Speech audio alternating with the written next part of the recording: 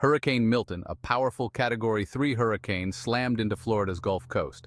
The storm brought with it a potent mix of destructive winds, torrential rain, and a dangerous storm surge. Coastal communities braced for the worst as Milton made landfall. Anxiety and uncertainty gripped residents as they awaited the storm's full fury. The National Hurricane Center issued dire warnings, predicting widespread power outages, flooding, and significant structural damage. The storm's track put popular tourist destinations and vulnerable coastal communities directly in harm's way. Emergency responders prepared for a large-scale rescue and recovery effort in the aftermath of Milton's wrath. As the storm passed, initial assessments revealed a glimmer of hope amidst the destruction. Some of Florida's famed beaches, particularly in Sarasota County, appeared to have escaped the brunt of Hurricane Milton's fury. Early reports indicated minimal damage to public beach parks, including the iconic Siesta Beach. While cleanup efforts were underway, the possibility of relatively minor damage to these tourist magnets offered a beacon of hope for the region's economy. However, authorities cautioned that a full assessment was still pending, and the extent of the damage could take days or even weeks to fully gauge.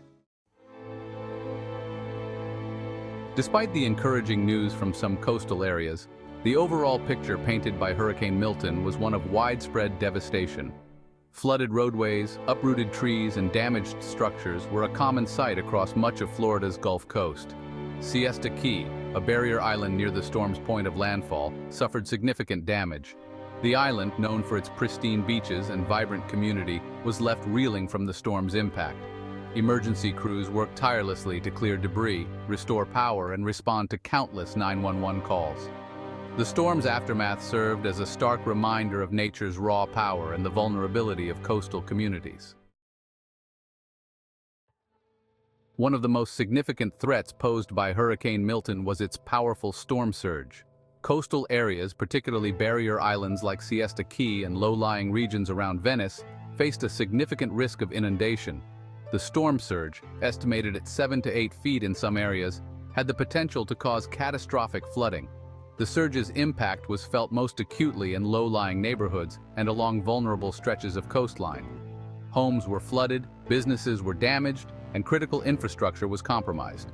The full extent of the surge's destruction would take time to assess, but it was clear that the recovery process would be long and arduous. Hurricane Milton's destructive force extended beyond coastal areas, leaving its mark on inland communities as well. In St. Petersburg, the storm inflicted significant damage on Tropicana Field, home to Major League Baseball's Tampa Bay Rays. The storm ripped a gaping hole in the stadium's roof, exposing the interior to the elements. At the time, Tropicana Field was serving as a base camp for emergency responders. It was also being prepped to house up to 10,000 people displaced by the storm or involved in debris cleanup and first responder operations. Fortunately, no injuries were reported inside the stadium during the storm. Section 6. Zoo Tampa weathers the storm. Amidst the stories of destruction, there were also tales of resilience and preparedness. At Zoo Tampa, home to over 1,000 animals, staff took extraordinary measures to safeguard the animals under their care. Approximately 350 animals were moved to designated hurricane shelters within the zoo. A dedicated ride-out team remained at the zoo throughout the storm, monitoring the remaining animals and providing any necessary care. Remarkably, despite some damage to the zoo's infrastructure, all animals were confirmed safe and unharmed after Hurricane Milton passed. Section 7. Culture at a standstill. Hurricane Milton's impact extended beyond physical infrastructure, disrupting cultural institutions and tourist attractions across the region. The Mote Marine Laboratory and Aquarium, closed since late September in preparation for Hurricane Helene, sustained a direct hit from Milton. The aquarium remained closed as staff assessed the damage and worked to ensure the safety of the marine life. The Salvador Dali Museum in St. Petersburg, home to a renowned collection of the Surrealist painter's works, also closed its doors in anticipation of the hurricane. While the artwork itself remained safe and undamaged, the museum's iconic outer dome suffered minor damage. The museum would remain closed until further notice as staff assessed the situation and made necessary repairs. Section 8. Florida's resilience. In the aftermath of Hurricane Milton, the spirit of resilience shone brightly amidst the devastation. Communities rallied together to support one another, sharing food, water, and shelter. First responders worked tirelessly to clear debris, restore power, and provide assistance to those in need.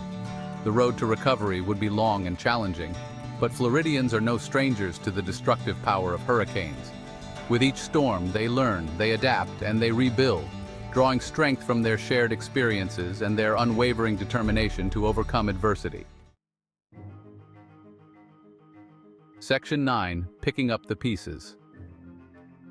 As the floodwaters receded and the winds died down, the arduous task of assessing the full extent of Hurricane Milton's impact began.